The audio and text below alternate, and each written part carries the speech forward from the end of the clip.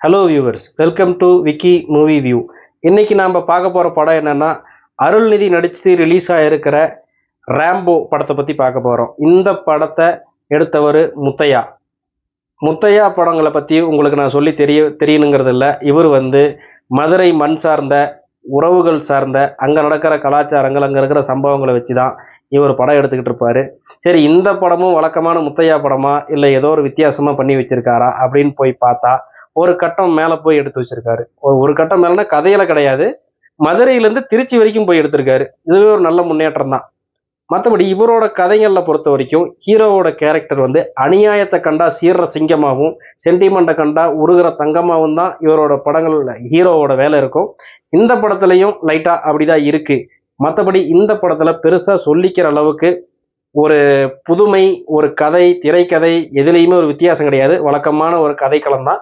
மற்றபடி இந்த படத்துல அருள்நிதி, தானியா ரவிச்சந்திரன், அபிராமி, விடிவி கணேஷ் மற்றும் பலர் நடிச்சிருக்காங்க. கதை என்னமோ ஒரு சின்ன ஒரு கதை தான், ஆனா அதை வழக்கமான பாணியில எடுத்து இவர் குழப்பி வச்சிருக்காரு. மற்றபடி ஒவ்வொரு கேரக்டருக்குமே தனியா ஒரு எந்த ஒரு ரைட்டிங்குமே இல்லை. ஒவ்வொரு கேரக்டருமே மனசில் நிக்கல. அதாவது ஒவ்வொரு சீனுமே அடுத்தடுத்து இதுதான் நடக்க போகுது அப்படின்னு நீங்க ஈஸியா ஜட்ஜ் பண்ணிடலாம். அந்த அளவுக்கு ஒரு மோசமான ஒரு திரைக்கதை.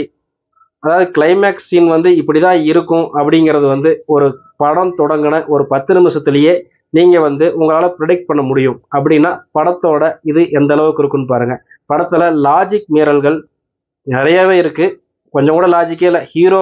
ஹீரோயினோட சந்திக்கிற காட்சிகள், ஹீரோ எதுக்காக எப்படி ஹீரோயின் தேடி வரா அப்படிங்கிற எந்த ஒரு விளக்கமுமே ஆரம்பத்திலேயே கொடுக்கல. மற்றபடி வில்லனுக்கும் ஹீரோவுக்கும் நடக்கிற கான்வர்சேஷன், அதுக்கப்புறம் வில்லின்னு ஒருத்தி வருவா, அவளுக்கும் அதாவது என்னன்னா அவள் சிகரெட் மட்டும் தான் குடிச்சிட்டு இருப்பாளே தவிர மீதி எந்த ஒரு வேலையுமே பண்ண மாட்டா. ஆனால் அவள் வில்லி. மற்றபடி இந்த படம் ஒரு தடவை பார்க்கலாம். இது முத்தையா படங்கிறதுனால கொஞ்சம் சென்டிமெண்ட் லைட்டாக இருக்கு. ஆக்ஷன் காட்சி நிறையா இருக்கு. இவரோட படங்கள்ல கதை இருக்கோ இல்லையோ ஆக்ஷன் சீன்ஸ் நிறையா இருக்கும். அது ஸ்லோ மோஷன்ல தான் இருக்கும். ஸ்லோ மோஷன்ல எடுத்து வச்சாதான் படத்தோட கதை 2 மணி நேரம் 2.5 மணி நேரம்னா படத்தோட சண்டை காட்சிகளே 1 மணி நேரம் எடுப்பாரு.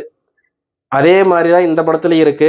தேவையில்லாத வர குத்து சண்டை காட்சிகள். இந்த படத்துக்கு எதுக்கு ரேம்போன்னு பேர் வச்சாங்கன்னே தெரியல. இந்த படத்துக்கு ராக்கின்னு பேர் வச்சிருந்தா கூட பழைய படம் சில்வஸ்டர் ஸ்டாலன் படம் ராக்கி, அது ஒரு குத்து சண்டை படம் தான். இது ரேம்போங்கிற பேர் எதுக்குமே சூட் ஆகல. மொத்தத்துல இந்த படம் ஒரு தடவை பார்க்கலாம். சன்நெக்ஸ்ட்ல இருக்கு, நீங்க போய் பாருங்க. மொத்தத்துல சினிமோட்டோகிராஃபி ஆர்டி ராஜசேகர் பண்ணியிருக்காரு. அவரோட வேலையை கச்சிதமா பண்ணியிருக்காரு. இதுல இயக்குனர் கோட்டை விட்டுட்டாருன்னு தான் சொல்லணும். ஒரு தடவை பார்க்கலாம். ஓகே ரகமான படம் தான். நன்றி, வணக்கம்.